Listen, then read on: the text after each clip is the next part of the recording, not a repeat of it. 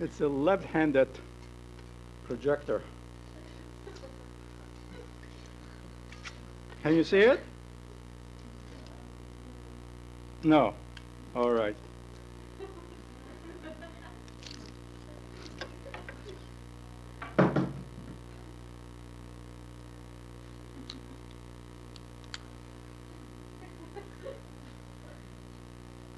This is the 60s. Taylor Mead and his cat. Taylor Mead, the poet, and an actor who appeared perhaps in 100 or 500 underground movies, including my own, is the greatest actor who never received Academy Award. He's still there. He's still writing his cat poems. The music you heard, Phil Oakes, Changes. Let me say something about the songs you hear each night. They are strongly connected to me, to my experience in the States. And they're connected also to the theme song, theme talk of the night. Changes by Phil Oakes, good friend. I had the opportunity to work with him in a political campaign about 2 weeks before he was killed by CIA on the beach in Africa. The shorts you see, they are made by my friends, of my cats, or by Bard graduates. All shorts you see are in that category, my tribute to Bard and to my friends.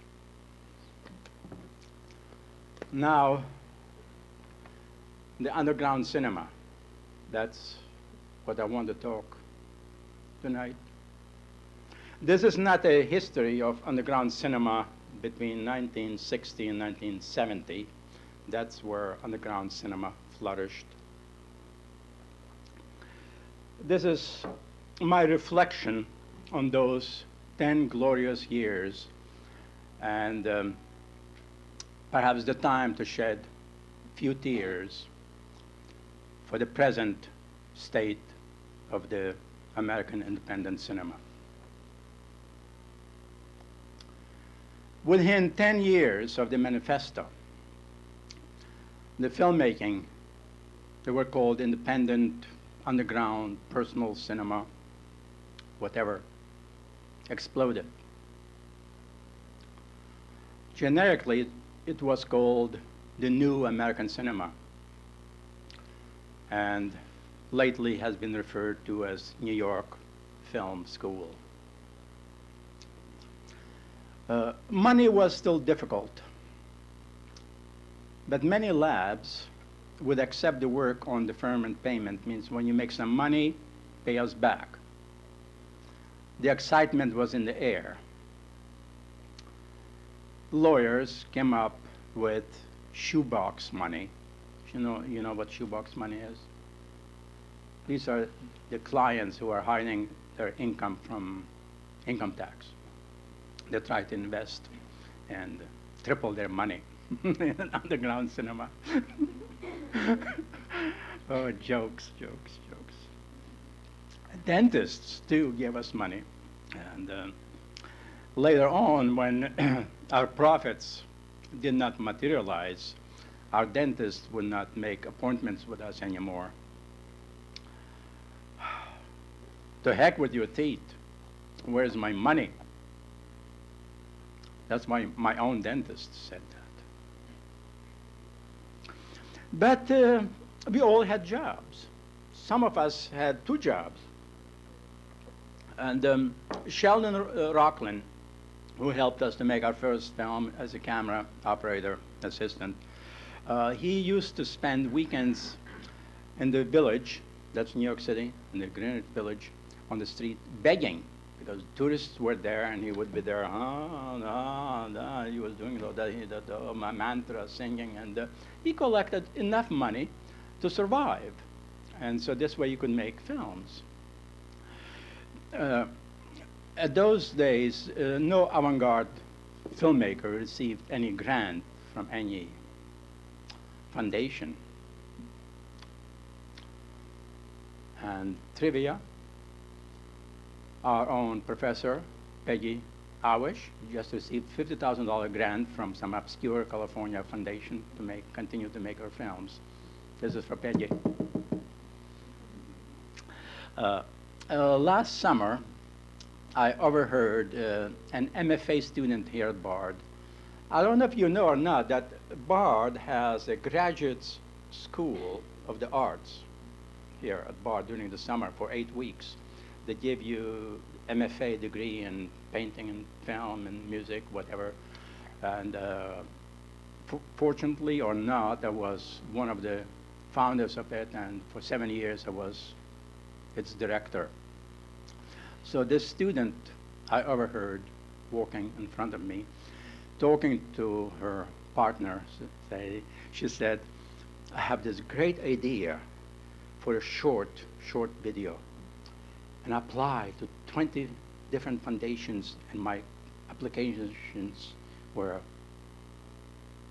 turned down. So companion said, oh, they don't want us to make art. Then I thought, oh, damn it. She's working in the video. For $25, I could make a masterpiece if I have such a great idea. Do you need a foundation to fund you? Today, people don't make anything unless they are funded. And work is for the workers, right? In the 60s, we were alone. We had no foundations. All these foundations that giving grants today did not exist at that time. We were alone. We were it. And we felt that we are the foundation of the new American cinema. Our teeth got bad. We rotted. Our friends stopped talking to us.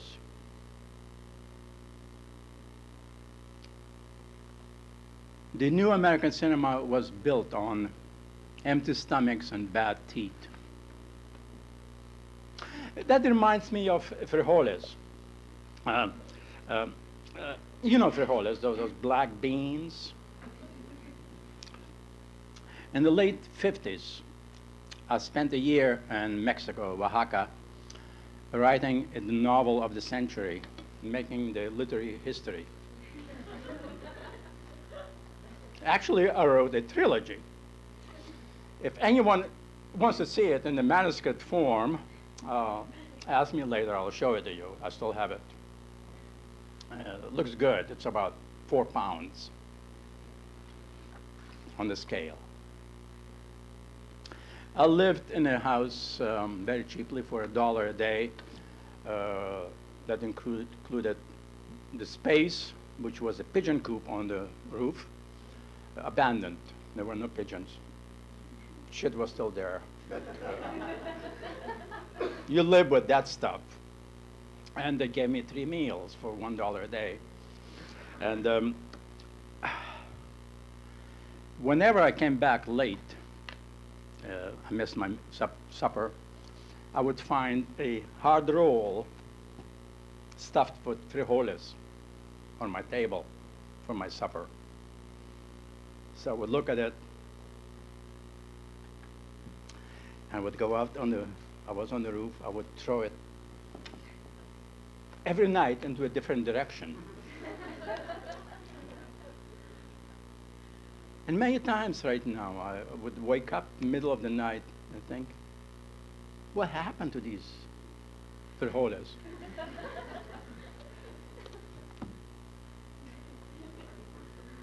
And later on,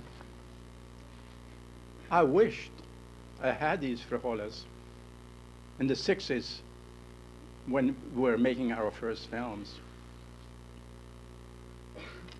Oh, I could tell you stories. Angels with long hair would weep.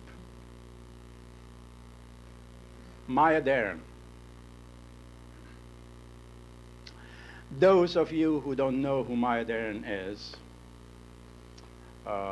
you could compare in your mind her to something like Stanislavski in theater, Picasso in painting, Ezra Pound in poetry, Faulkner in literature, Samuels in economics, or Einstein in mathematics. That was Maya Deren. When Maya Deren died, her friends went into her apartment to collect stuff, and they found 4 cats. Cats were very hungry. Maya Deren was so poor that she had enough money to buy cat food for 1 day. But she used to have great parties. We all contributed to it. She loved music and dancing. I used to read Fortune at these parties.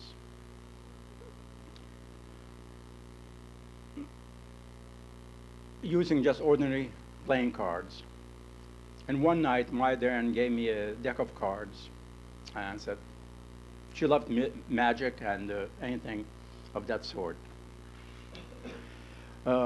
So myself, not being a charlatan,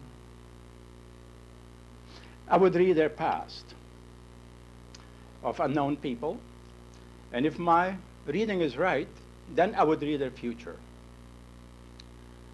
And strangely enough, my reading of their past was always right, so I would read the future. And this is the deck of cards that Maya gave me. When my house in Rhinebeck burned 6 years ago, 100% everything burned, this was found among wet surface on the floor there, barely touched, just some smoke in it. This is Maya Deren's cards.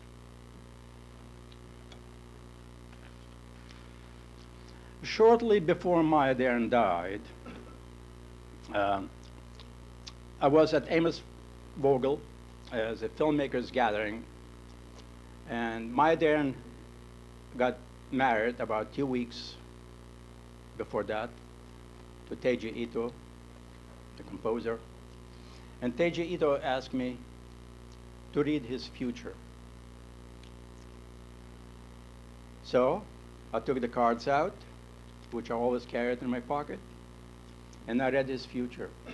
And I predicted to him that very shortly he's going to be single again.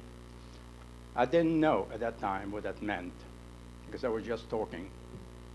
And soon enough, Maya Deren died within 10 or 12 days from that moment.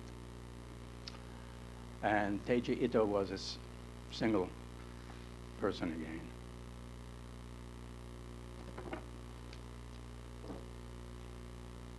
To you, Maya. Have some water.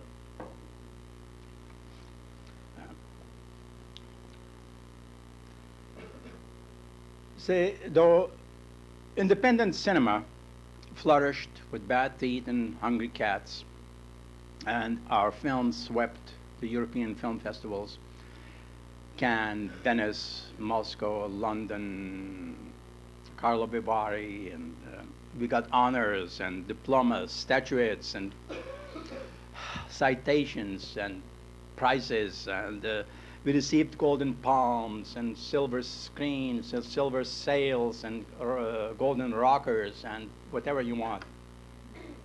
The glory was there. And the clippings, press clippings, were in pounds, kilograms and pounds. Our pictures were in a Time magazine and Playboy magazine, even in Hustler. But we were still hungry. And all those prizes, statuettes and silver sails and golden palms, they were not silver or gold. They were gilded. We found that out when we tried to cash them for money to buy food. Then nobody would buy that stuff. And suddenly the roof caved in. My brother, Jonas, was arrested and tried in court for showing Jean Genet's film, Jean d'Amour, and Jack Smith's film, Flaming Creatures. The trial lasted about a month, and he was convicted as a smut peddler, and he received 4-month suspended sentence.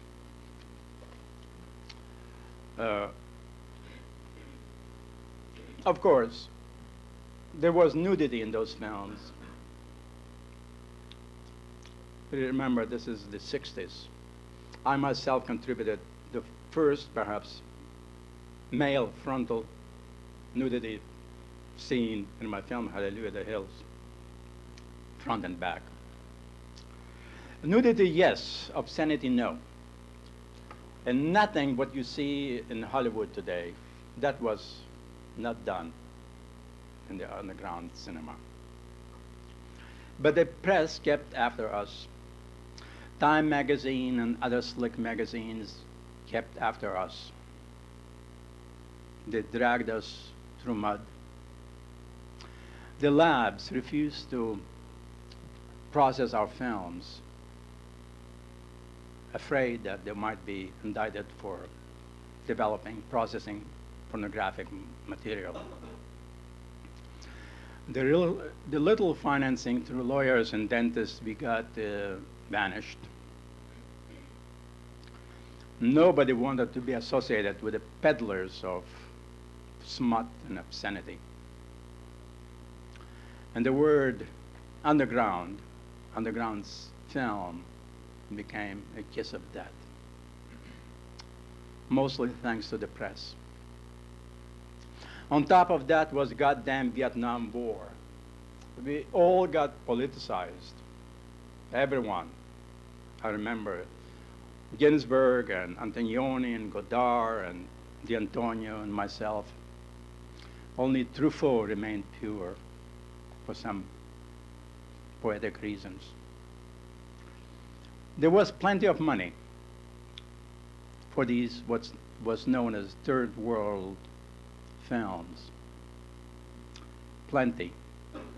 Rich young men and women, runaways from affluent suburbia, dropouts from society, gave money trying to be revolutionaries. They gave money and said, make third world movies. And everybody made them. These were bad movies, bad films. I made one too in Cuba, in praise of Fidel. It was bad. Editing was done by a committee of these wealthy dropouts from life who were making propaganda films. Quality art, cinema was not important.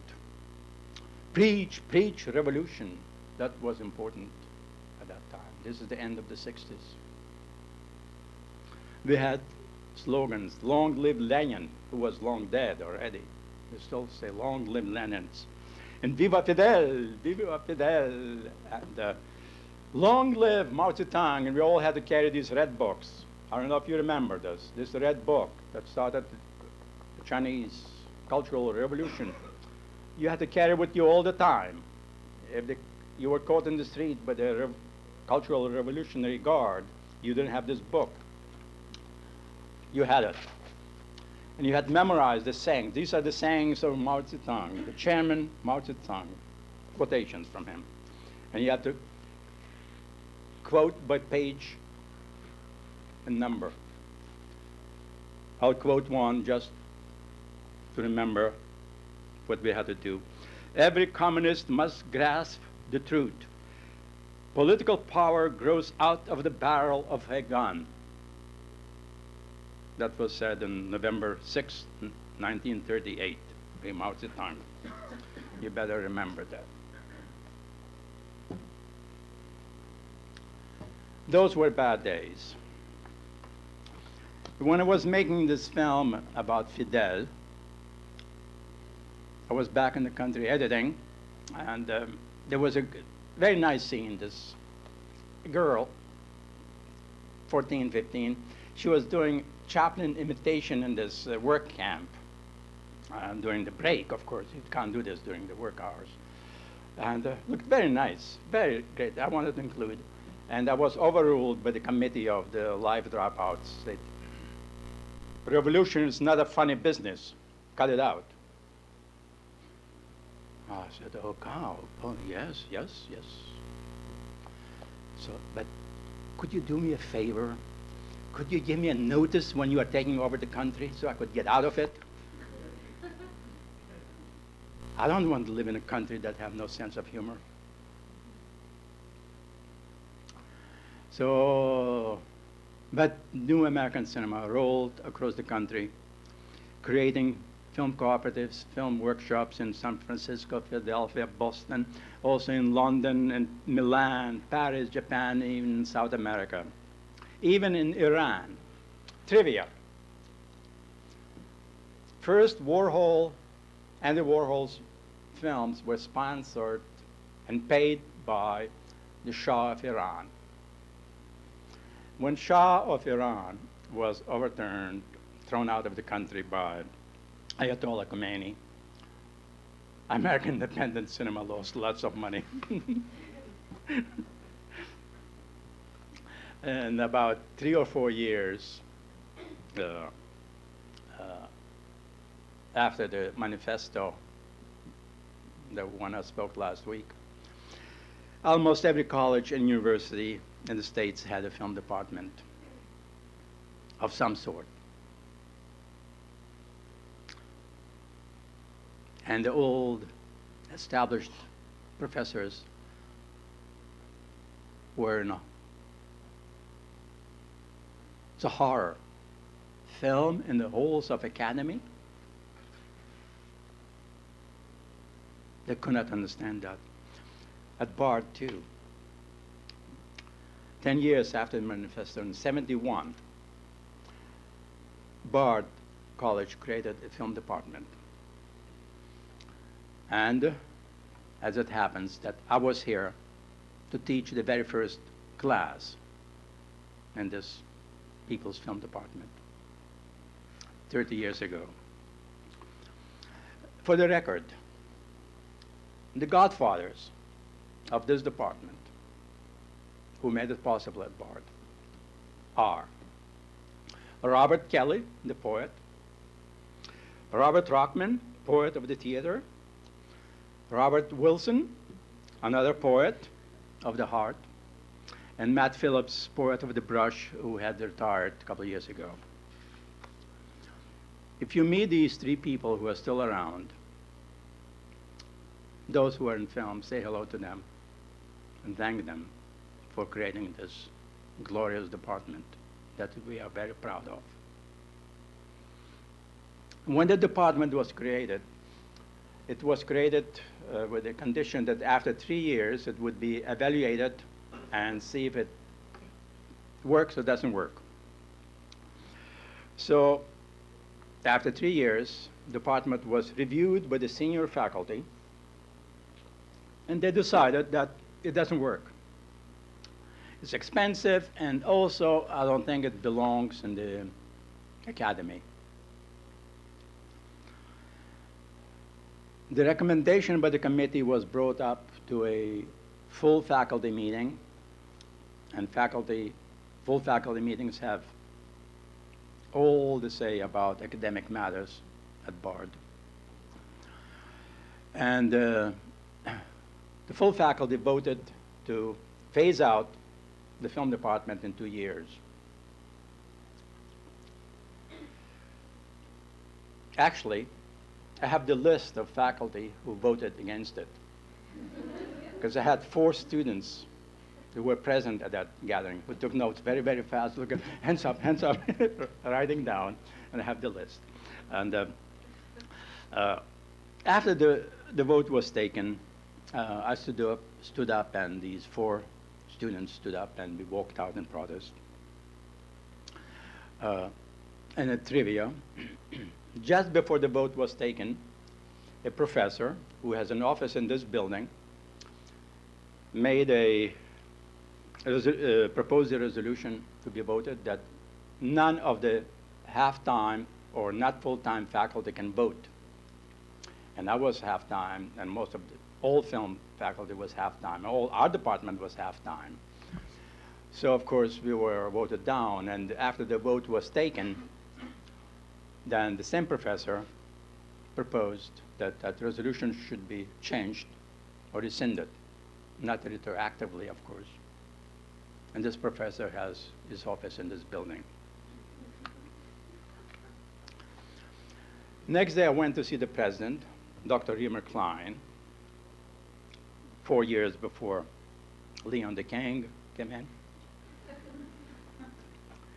And I came in with 4 students who were extremely outspoken, politely outspoken. And he listened, and he didn't say a word.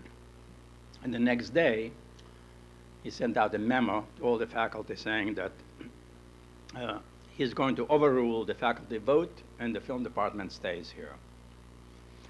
And this was unheard in the halls of academy, that the faculty vote can be overruled by a professor, by the president, I mean. To this day, many of our senior, especially lit faculty, still hate President Reimer Klein. And some of them don't speak to me. Today, our People's Film Department perhaps is the only department in all the colleges in the country that it is still devoted to the spirit of the manifesto, to create the new cinema and not to cultivate or train people for the industry. I think the NYU can do that much better. And our department is still interested in what is cinema, what is cinematic language, and nothing else. For 30 years, we maintained a steady course without giving in to communications art. What the hell is that?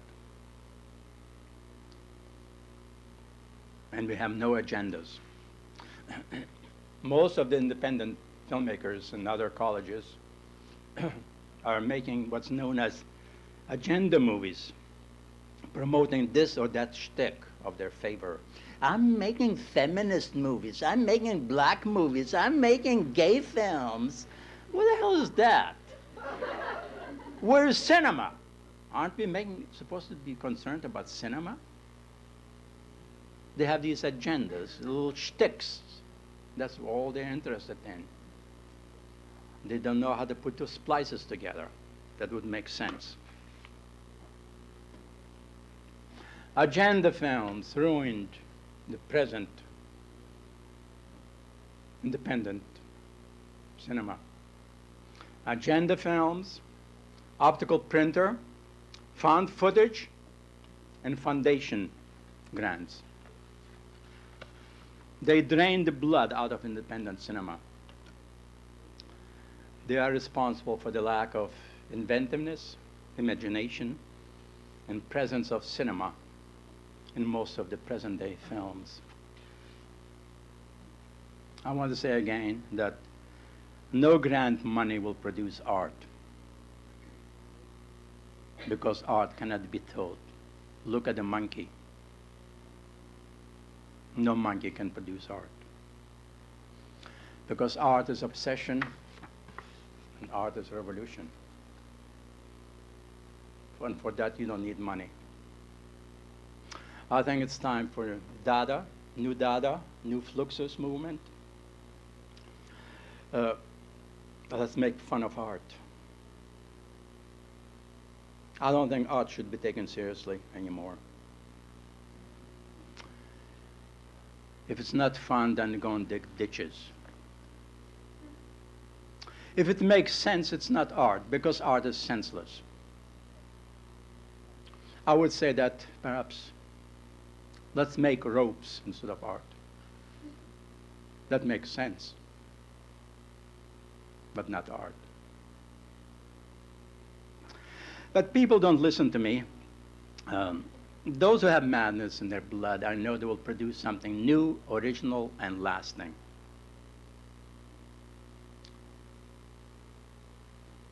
Nothing will stop them. And from years from now, at some college, somewhere, somebody will offer a course about their art. Think of that and start losing sleep. And some NYU graduate student will write a PhD about you. You will be invited to colleges to speak, sit on stupid panels discussing art, and receive honorary degrees, medals, and statuettes. You will become part of the academia you rebelled against. But some lunatic like myself might just have a good laugh. Tonight you will see 3 legendary films from the 60s. I'll show them in the chronological order. Pull My Daisy by Robert Frank. Those who know photography, is most famous for his book, The Americans Photo Collection, which is without comparison.